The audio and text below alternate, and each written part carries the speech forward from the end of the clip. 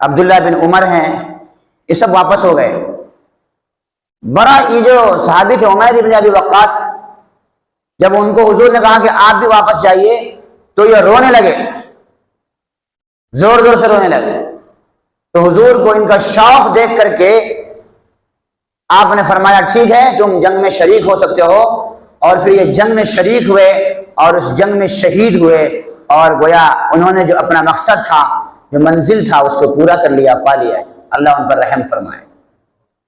آپ کو ایک اور صحابی کا واقعہ سناتا ہوں، حضرت سعد ابن خیثمہ رضی اللہ عنہ۔ سعد ابن خیثمہ رضی اللہ عنہ باپ اور بیٹے دونوں مسلمان ہیں۔ جب حضور نے اعلان فرمایا کہ ابو سفیان کے قافلے پہ حملہ کرنا ہے تو باپ اور بیٹے میں گفتگو ہوئی۔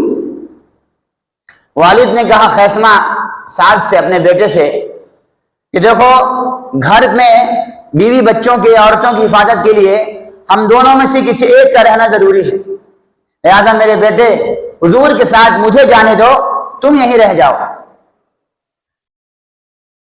تو حضرت سعد نے کہا کہ ابا جان آپ نہیں، میں جانا چاہتا ہوں۔ کیوں؟ کیا اس لیے کہ یہ معاملہ کچھ اور ہوتا تو میں آپ کو باپ ہونے کی وجہ سے آپ کو ترجیح دیتا، آپ کو آگے کرتا، لیکن معاملہ یہاں جنت کا ہے، اور جنت کا معاملہ ہے، مجھے امید ہے کہ میں اس جنگ میں شہید ہوں گا اور شہید ہو کر کے جنت پا جاؤں گا۔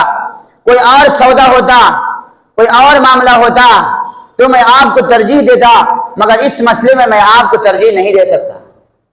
اب باپ اور بیٹے کی بحث ہو رہی ہے، بیٹا کہہ رہا ہے میں جانا چاہتا ہوں، باپ کہہ رہا ہے میں